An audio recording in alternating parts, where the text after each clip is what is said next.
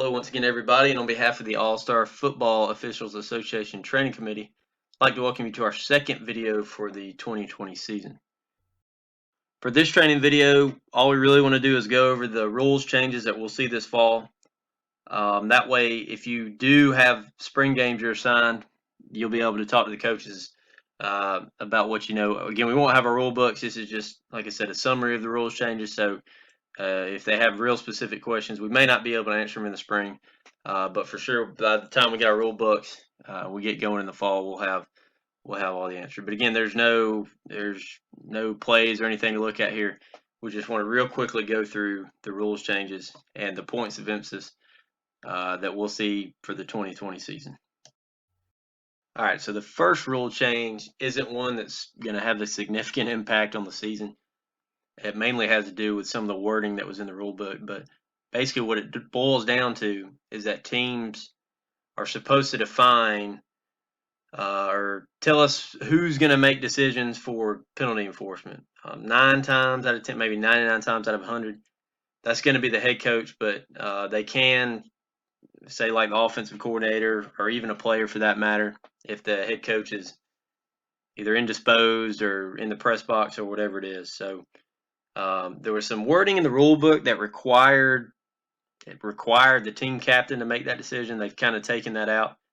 But again, this isn't going to be a big deal for us. Just, if if coach says, hey, I'm not going to be around, I'll be up in the box, just make sure you know who you're going to for penalty enforcement. All right, the second rule change for this season is something that you hopefully won't have to deal with, but if you do need it, it'll be super helpful. And basically, it's the halftime intermission options following significant weather delay. So let's say during the last 3 minutes, and this is how it's defined. So during the last 3 minutes of the second quarter, second period, whatever, if you have a weather delay that's more than 30 minutes, both coaches can agree to shorten halftime. So it has to be, you can shorten it to 10, 5, but it has to be at least 1 minute plus the 3-minute warm-up period.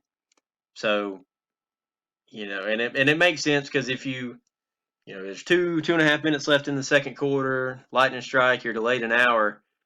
Well, the last thing you want to do is play 2.5 minutes and then go back in the locker room for 20 minutes and come back out and, maybe you have the threat of imminent weather, still hanging over your head. So this is a good one. Hopefully you won't need it, but in the event that you do, it'll be very useful to help y'all get out of there at a decent hour. So the third rule change is a good one. It was put in play to avoid the potential of having a defensive team gain an advantage through either an actual injury or faking an injury or having a helmet come off, something like that. So basically what it eliminates is them being able to gain. I'll give you a scenario. Let's say there's 38 seconds left. It's third down. All the offensive team has to do is snap the ball and the game's over. Well, they snap the ball and all of a sudden a defender falls to the ground. Says he's hurt. We stop 35 seconds on the clock now. And if we reset to 25, well, now the offensive team basically they got a punt. So the game should have been over. Now we've got an extra possession. Anyway, it was just a mess. And I didn't see it last year. I'm sure it happened somewhere for it to be a rule change. But it's a good one. Again, it does eliminate that potential advantage gained by either an injury or a helmet coming off. There's still some things we're trying to clarify. We'll get that when we get our rule books and our case book. Situations such as if you have an offensive injury and a defensive player loses his helmet, or vice versa. Do we do 40? Do we reset to 40 or 25? I would think it would be, 40 anytime a defensive player is involved, even if there's an offensive player hurt as well. But don't know that for sure. Again, haven't seen it. But as we move further along in the season, we get our playbooks and our case book, we'll answer that for sure. But again, as you see this come out, this is going to be very important for the crew on Friday to know if we do have an injury, we do have a helmet come off. We need to communicate with each other to know, don't just send them off. We need to know, was that an offensive player or a defensive player? That way we know how to reset the clock. It'll also give us a new mechanic referees for the two hands to reset it back to 40 as opposed to one hand for 25. So it'd be important for the referees, everybody on the crew, and the timers, stuff like that, to know when we do get this situation how to handle it correctly so we don't give a team an unfair advantage. So this next rule change just helped kind of simplify what could be a chaotic play. And basically it states that following a legal kick, when either team is awarded a new series, the play clock will be set to 25 seconds. Remember last year there was some discussion, and I think a test question that said, hey, kick is punt is blocked and picked up by the offense, and they run it for a first down, and he's tackled in bounds. Do we go to 25 or 40? Well, that was 40 seconds. It was just like they ran any other play. But now it's real simple. Anytime there's a legal kick, and either team is awarded a first down, we're going to 25. So there's no guessing and trying to figure it out. All that. This is pretty black and white now, and it cuts down on some of the chaos that we had last season with some of these weird kick plays.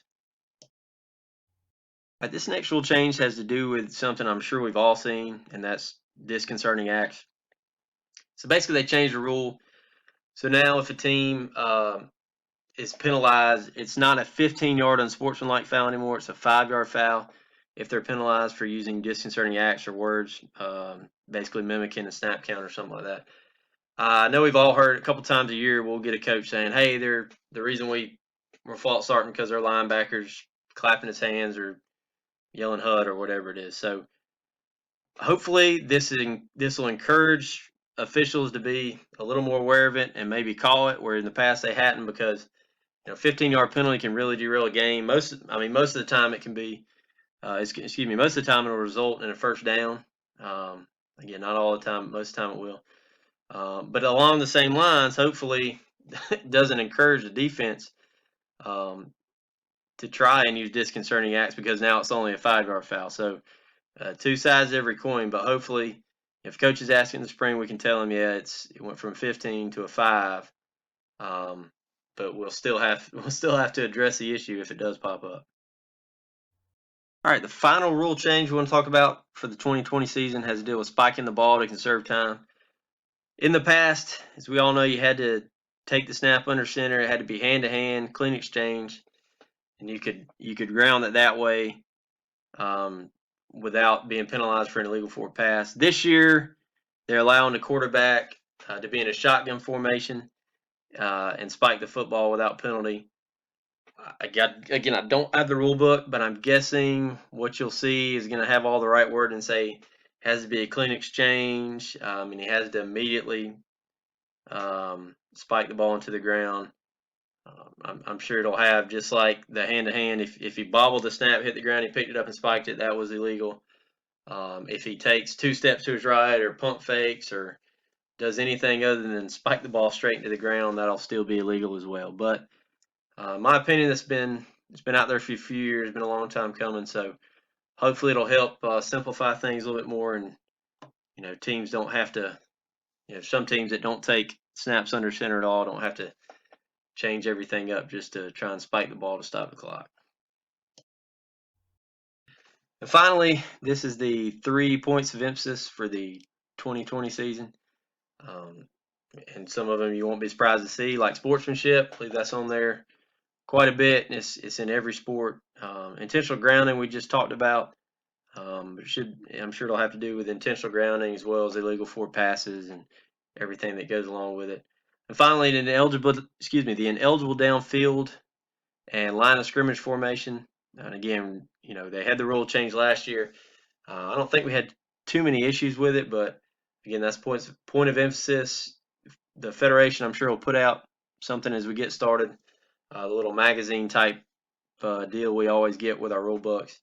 And we'll check it out there. And as we get into Camp Brocky Brock and we get really rolling here, we'll talk about these a little bit more. Again, for watching. If you want to click subscribe, that way you're not having to wait on an email from us every time we put out a video. That'll be helpful. Also, check out asfoa.net.